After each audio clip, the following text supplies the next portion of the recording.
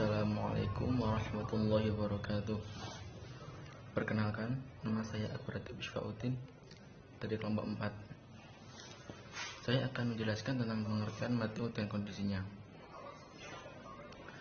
Yang pertama, pengertian mad'u. Mad'u adalah sasaran dakwah yang tertuju pada masyarakat secara berkelompok maupun individu secara keseluruhan. Kata mad'u ini secara etimologi berasal dari bahasa Arab, diambil dari bentuk isim maf'ul atau kata yang menunjukkan objek atau sasaran. Sedangkan pengertian mad'u menurut terminologi adalah orang atau kelompok yang lazim disebut dengan jamaah yang sedang menuntut ajaran agama dan seorang dai, baik mad'u itu orang dekat atau jauh, muslim atau non-muslim, laki-laki atau perempuan, sejalan dengan firman Allah dalam Quran surat Saba, dan kami tidak mengutus kamu melainkan kepada umat manusia seluruhnya sebagai pembawa berita gembira dan sebagai pemberi peringatan, tetapi kebanyakan manusia tiada mengetahui. Quran surat Saba. Menurut pandangan Abdul Munir Mulhan, bahwa objek dakwah ada dua sasaran, yaitu umat dakwah dan umat ijabah. Umat dakwah yang dimaksud umat non-muslim, sementara umat ijabah adalah mereka yang sudah menganut agama Islam. Kepada manusia yang belum beragama Islam, dakwah bertujuan mengajak mereka untuk mengikuti agama Islam. Sedangkan bagi yang beragama Islam, dakwah bertujuan untuk meningkatkan kualitas iman, Islam, dan ihsan. Dua secara psikologis manusia sebagai objek dakwah dapat dibedakan oleh beberapa aspek. Selanjutnya, beberapa aspek sebagai objek dakwah. Yang pertama, sifat-sifat kepribadian atau personality traits, yaitu sifat-sifat manusia seperti penakut, pemarah, suka bergaul, peramah, sombong, dan sebagainya. Yang kedua, inteligensi, yaitu aspek kecerdasan seseorang yang mencakup kewaspadaan, kemampuan belajar, kecepatan berpikir, kesanggupan untuk mengambil keputusan secara cepat dan tepat, dan sebagainya. Yang ketiga, pengetahuan atau knowledge. Yang keempat, keterampilan atau skill. Yang kelima, nilai-nilai atau values. Dan keenam, peranan atau roles. Selanjutnya, kondisi mad'u. Kondisi mad'u dibagi menjadi 8 bagian. Yang pertama, mad'u berdasarkan usia dibagi menjadi 6 bagian. A. Mad'u kanak-kanak. B. Mad'u anak-anak. C. Mad'u remaja. D. Mad'u dewasa. E. Mad'u setengah baya. Dan F. Mad'u usia tua.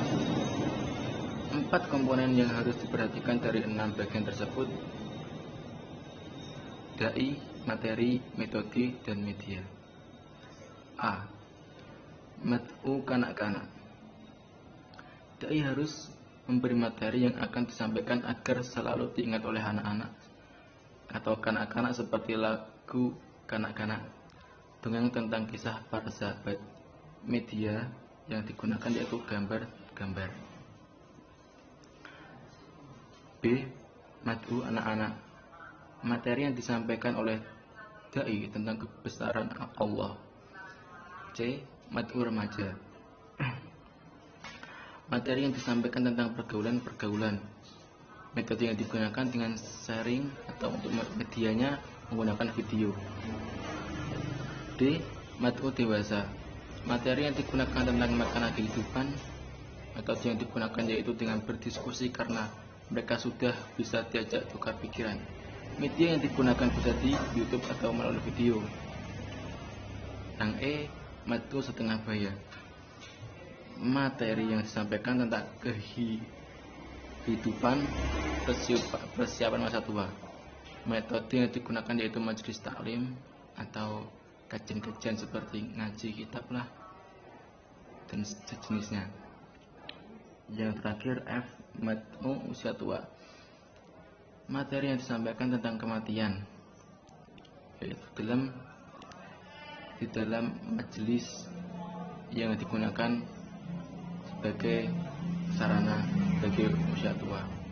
Sekian dari saya, dan selanjutnya akan dijelaskan oleh teman anggota SYA. Terima kasih. Assalamualaikum warahmatullahi wabarakatuh. Assalamualaikum warahmatullahi wabarakatuh. Perkenalkan, nama saya Rohmatin Naimah, kelas C1 BKI. Di sini saya akan melanjutkan kondisi mat'u dari Mbak Selvi. Yang nomor 5, mat'u berdasarkan jenis kelamin. Ini terdiri dari laki-laki, waria, dan perempuan. Mat'u laki-laki memiliki 2 ciri-ciri berdasarkan fisik dan psikisnya. Berdasarkan fisik yaitu berpikir rasional, kurang perasaan, mementingkan kebutuhan biologis, dan bersifat aktif. Yang kedua berdasarkan psikisnya, yaitu dada bidang, suara membesar, dan tumbuh jakun. Jenis kelamin laki-laki ini biasanya menggunakan metode logika. Biasanya tegas, lugas, dan mempunyai semangat yang tinggi. Yang kedua, waria. Kaum ini dapat dibedakan menjadi 4, yaitu kaum transseksual. Kaum transseksual adalah kaum yang mengubah alat kelamin laki-laki menjadi perempuan. Kaum transvestisme adalah kaum yang tidak mengubah alat kelamin. Kaum homoseksual, kaum yang melakukan sesuatu dengan sesama jenis atau gay. Kaum opportunities adalah kaum yang cenderung hanya mencari nafkah dan mencari keuntungan saja. Faktor yang mempengaruhi mereka seperti ini biasanya dari lingkungan, trauma, dan faktor ekonomi. Lalu pendekatan penyampaian kepada waria itu seperti tidak menyinggung, lembut, dan harus punya empati. Yang ketiga, perempuan memiliki ciri-ciri berdasarkan fisik dan psikisnya. Berdasarkan fisiknya, perempuan yaitu berpikir lebih perasaan, influencer yang lebih kuat, mementingkan kebutuhan psikologis, bersifat pasif. Berdasarkan psikisnya, yaitu pinggul membesar, payudara membesar, suara melengking. Mat'u jenis kelamin perempuan biasanya menggunakan metode perasaan, lembut, dan perasa. Yang keenam, mat'u berdasarkan tempat tinggal dan wilayah. Mat'u pasif yaitu apa yang disampaikan oleh kiai di mana dia tinggal pasti akan diikuti. Materi yang selalu disampaikan oleh dai tentang ibadah, fikih, akhlak, dan muamalah. Yang pertama, mat'u di daerah pedesaan. Dai di daerah pedesaan ini lebih dihargai dan dihormati. Metode yang digunakan yaitu secara langsung. Yang kedua, mat'u di daerah perkotaan. Mat'u daerah perkotaan ini lebih aktif, kritis dari yang disampaikan oleh dai. Materi yang disampaikan oleh dai yaitu tentang agama, politik, dan teknologi. Perkotaan tidak mudah dihargai dan dihormati seperti desaan. Ketika ada hal yang menyimpang dan tidak sesuai, maka dai akan kurang dihargai dari mat'u tersebut. Metode yang digunakan oleh dai tersebut adalah secara langsung dan tidak langsung. Strategi yang digunakan yaitu persuasif, inovatif. Mat'u mulai dari diri sendiri, sikap qanaah. Yang ketujuh, mat'u dilihat dari segi jumlah, dibagi menjadi beberapa bagian, yaitu yang pertama, perorangan. Mat'u dari perorangan berdasarkan dilihat dari jurusan bimbingan konseling Islam, ini termasuk konseling individu. Yang kedua, keluarga. Berdasarkan dari jumlah keluarga ini dilihat dari jurusan bimbingan konseling Islam, termasuk konseling keluarga yang harus diperhatikan dari segi kebiasaannya dan pendidikan. Apabila keduanya mumpuni, maka materi, metode, dan media yang sudah diterapkan harus sesuai dengan keluarga tersebut.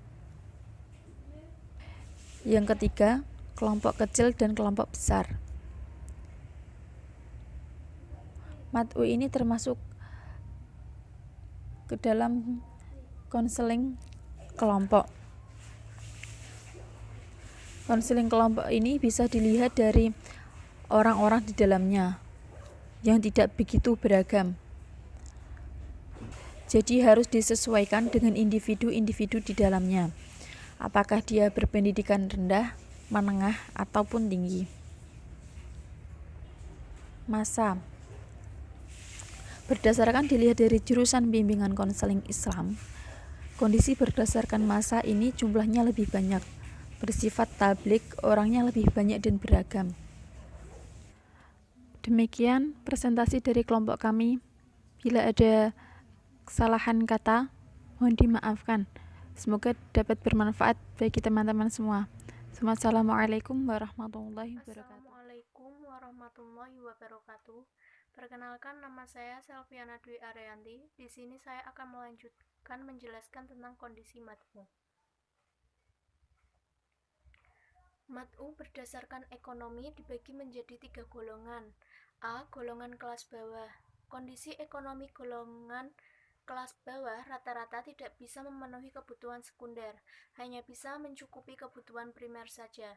Metode yang digunakan yaitu metode berhemat. Sedangkan media yang digunakan yaitu secara langsung dan psikis dari golongan bawah yaitu memotivasi untuk bertahan hidup. B. Golongan kelas menengah. Karakteristik telah memenuhi kebutuhan primer dan sekunder. Metode yang digunakan bisa mengajak ke hal-hal yang positif, lebih memperjuangkan kebutuhan ekonomi agar bisa bertahan di kebutuhan primer dan sekunder.